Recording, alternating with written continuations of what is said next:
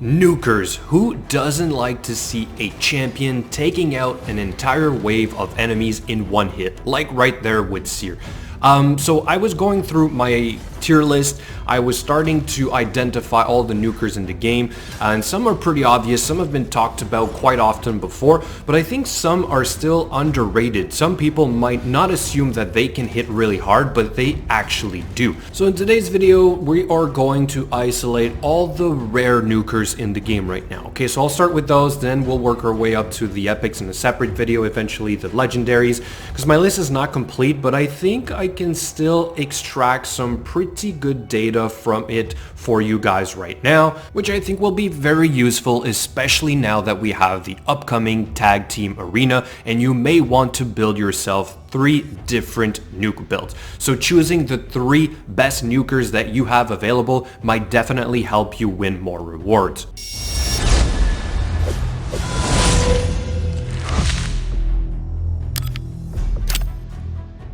Alright, so here we go guys, some of the best rare champions that I was able to identify as having a really hard hitting skill.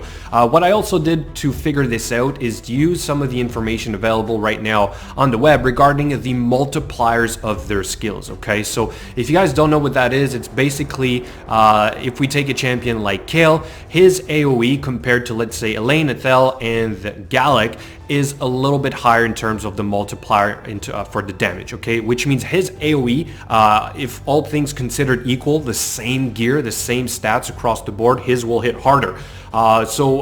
Unfortunately, we don't know this when we start the game out, and people had to farm this within the game, but now we're starting to have that information, so I really want to share it with you guys so that you can make a better decision. So Kale is actually the first on the list because of this, but also because Kale has the built-in turn meter increase when he kills a champion with this skill, okay? So he's a great farmer, he's also a great champion to bring in level 20 dungeons, and because he hits the hardest, obviously is the best of the 4 starter champions, also has the poisons built in. So guys, if you do not have anything else lined up, you can definitely use a Kale all the way into the end game, all the way in probably high gold tier 4, if not platinum arena, and hopefully definitely in tagged arena. The next one that apparently hits very hard as well is Ethel. Not quite as much as Kale, sorry, not in here, she's in the Sacred Order. So her skill is a little bit less. I think Kale is 4.5 and then she's like 4.1 if I'm not mistaken. But still a very strong skill overall. Also has the extra 15% chance of critting like all the other starter champions, which is good. Especially in the beginning, it's hard to hit that 100% crit rate. So the extra 15% really goes a long way, which makes the 4 starter champions basically almost the 4 best rare nukers in the game because of this, right? Also because their multiplier is really high. She also has a built-in increased attack and an extra turn, making her sometimes very annoying to deal with in the arena because she can go multiple times, not to mention her triple hit A1 with the weaken debuff, so she's also very useful in the clan boss early on. Okay, let's talk about the next one. It is a Kale. So this guy also hits really hard, also not as hard as the other ones. If I'm not mistaken, this guy is no, actually this guy apparently hits as hard as Kale, sorry, okay? But we don't see as much of him because I think the rest of his kit really isn't used anywhere else, okay? But he can also hit really, really hard. Same thing, extra 15% critical chance, sorry, and 30% increased speed on himself for 2 turns. Also has the decreased defense built in, which is interesting, but it's random, so you can't always count on it, and it's only a 40% chance once fully booked, but still a great nuker by himself. And the last one of the starter champions is, of course, where is she? Elaine. So what Elaine is kind of doing differently than the other 4 is the fact that she has 2 AoEs, okay? So she has this one right here, which hits really hard, and then this one, which has a slightly lower multiplier than the other 4. I think it's 4, okay? So Ethel is like 4.1, then we had 4.5 for Kale and the Kale, but because she has a second AoE, I think that she serves the purpose of a CC champion. You can put her in a stun set and she's going to be very good in faction wars, also pretty good in the arena. But if all you're looking for is a nuker, don't sleep on her. She actually also hits really hard. She has the self-increased crit rate of 30% and the extra 15% on the skill itself, making her even better if you want to stack that much more crit damage, okay? So now let's move on to some of the perhaps champions that you thought don't hit that hard because you typically don't build them that way, but they can still do a lot of damage, and it is going to be Bellower. Bellower has a decent multiplier on his skills. I think the A2 is the highest one. If I'm not mistaken, it's 4.2 as well, okay? I think though the problem is that you cannot increase the damage as much as the starter champions, so they definitely end up hitting harder. He also doesn't have as much attack to start with, okay? So he's still a support champion, but if you want to build this guy to do some damage, you can, and a lot of people use him as a farmer, but he can actually deal some decent damage in the arena, as well as serving the purpose of bringing your decreased defense and decreased attack. Although it's only a 30% chance, it's a 100% chance, sorry, not 30% chance, but 30% instead of the 60%, but it's a 100% chance of placing those debuffs, making it very interesting. So definitely perhaps try and use him in those tag team arena teams if you're looking to build, like I said, more nuker builds. Also has the AOE A1. Okay, so let's move on to the next one, which is going to be one of my favorites, and you guys once again probably only use her for the decreased defense, but Warmiden. Warmiden has a decent multiplier on her A3. So if you can build her to deal damage as well as applying the debuff, or better yet, if you can, let's say, get your decreased defense elsewhere and instead you build her to deal a little bit more damage, maybe less accuracy, you'd be surprised. You'd be surprised how hard she can hit. If I'm not mistaken, the multiplier on this one is 3.5. Once again, we're not going to have as much damage increase by booking her, but she does have a decent amount of attack to start, okay?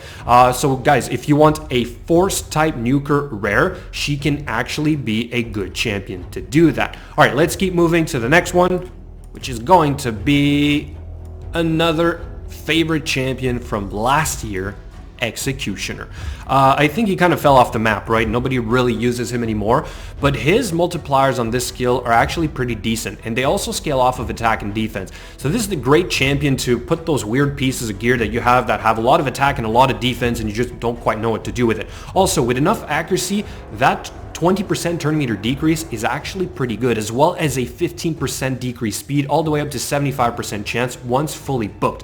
Overall, he's an annoying champion to deal with. At least he was last year. He could like take on the entire campaign by himself because this was on a much lower cooldown with the defense increase of 60% and counter attack buff, okay? But the multipliers on this skill, if I am not mistaken, they are also in the range of the starter champions, because it's like 2.4, I think it's 2 times the attack and 2.4 times the defense, okay? So if you're able to pump up both of those stats, this guy is actually a decent nuker. Let's move on to the next one. It is going to be, this is a relatively new champion. Not a lot of people use him. It's this guy right here, Fleshmonger. So this is your magic AOE decreased defense rare champion, okay? We do not have that, I think, in the game right now that has a high percent chance to land, so it's 75% once fully booked, and it's the 60% version. Unfortunately, his AOE is only on a 4-turn cooldown. You cannot reduce this, but the multiplier on this skill is actually pretty decent as well. If you do not have anything else and you are looking for that other magic type of champion that also brings to the table the decreased defense, right? He doesn't really compare to the starter champions, but still he can kind of fill a unique role because of this. I think the multiplier on this one is about 3.7, which is pretty decent. I mean, if for a rare champion, I think it's pretty good. Also the fact that, like I said, they gave us the combined decreased defense with the AoE, which is kind of nice. Okay, the next one is going to be one that I just covered, which I think is a little bit underrated, to be honest. Like, I tried him out in some decent gear. Like, I don't have the ultra endgame gear, but this guy right here, Berserker, has probably some decent multipliers. Unfortunately, I don't have those numbers. They weren't available where I looked. But this skill right here we know hits relatively hard, as well as having the built-in 20% ignore defense. So even if the multiplier is, let's say, 3.5 or 3.7, don't forget that extra 20% from this is actually really, really good. He's kind of like the champion to take down some force tanks, right? Like a rosin or something of the sort. This skill right here also has probably a very high multiplier, as well as granting an extra turn and then having the 30% turn meter increase on his A1 if it crits. So this guy at 100% critical rate, like 250, 300% crit damage, 4.5k attack or something of the sort, is a force to be reckoned with, okay? So if you are running into those teams that are very force heavy, this is the guy you want to use. I used him as part of my best beginner arena build last year quite a lot. Eventually kind of put him in the vault, but now I'm using him a lot in the faction wars.